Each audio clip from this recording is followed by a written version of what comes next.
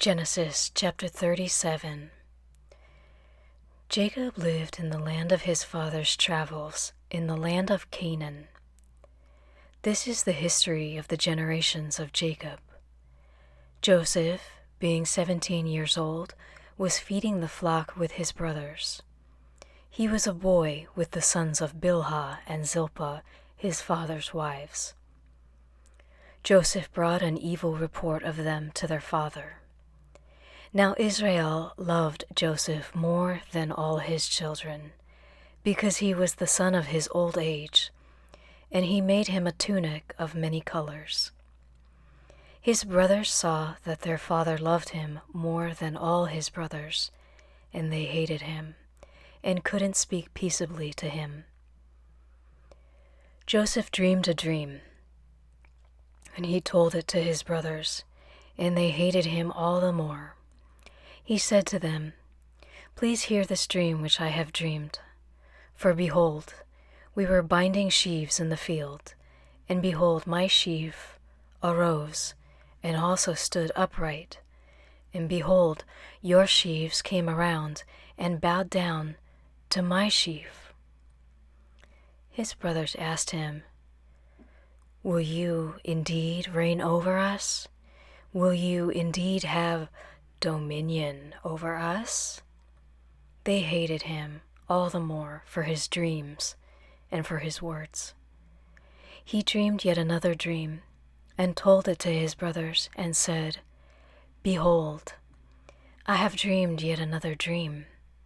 And behold, the sun and the moon and 11 stars bowed down to me." He told it to his father and to his brothers. His father rebuked him and said to him, "What is this dream that you have dreamed? Will I and your mother and your brothers indeed come to bow ourselves down to you to the earth?"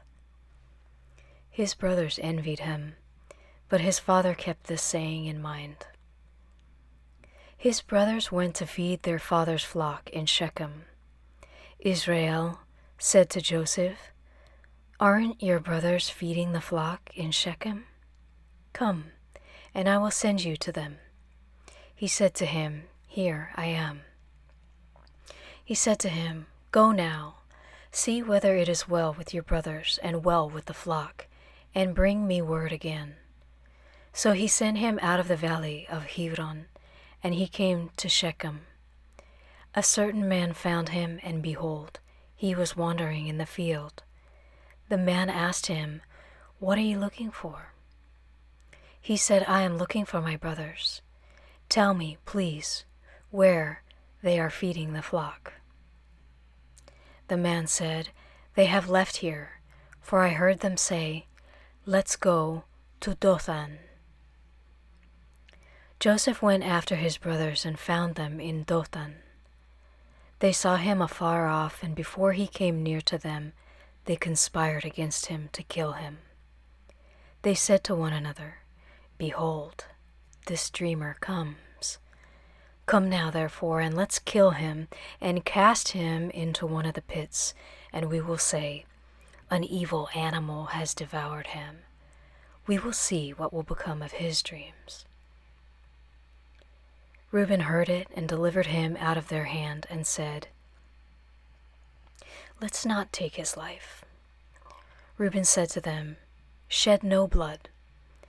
Throw him into this pit that is in the wilderness, but lay no hand on him, that he might deliver him out of their hand, to restore him to his father." When Joseph came to his brothers, they stripped Joseph of his tunic, the tunic of many colors that was on him, and they took him and threw him into the pit. The pit was empty, there was no water in it. They sat down to eat bread, and they lifted up their eyes and looked, and saw a caravan of Ishmaelites was coming from Gilead, with their camels bearing spices and balm and myrrh, going to carry it down to Egypt. Judah said to his brothers, "What profit is it if we kill our brother and conceal his blood? Come, and let's sell him to the Ishmaelites, and not let our hand be on him, for he is our brother, our flesh." His brothers listened to him. Midianites who were merchants passed by, and they drew and lifted up Joseph out of the pit, and sold Joseph to the Ishmaelites for 20 pieces of silver. The merchants brought Joseph into Egypt. Reuben returned to the pit and saw that Joseph wasn't in the pit, and he tore his clothes. He returned to his brothers and said, "The child is no more. And I, where will I go?" They took Joseph's tunic and killed a male goat and dipped the tunic in the blood. They took the tunic of many colors and they brought it to their father and said, "We have found this. Examine it now and see if it is your son's tunic or not." He recognized it and said, "It is my son's tunic. An evil animal has devoured him. Joseph is without doubt torn in pieces." Jacob tore his clothes and put sackcloth on his waist and mourned for his son many days. All his sons and all his daughters rose up to comfort him, but he refused to be comforted. He said, "For I will go down to Sheol to my son mourning." His father wept for him. The Midianites sold him into Egypt to Potiphar, an officer of Pharaoh's, the captain of the guard.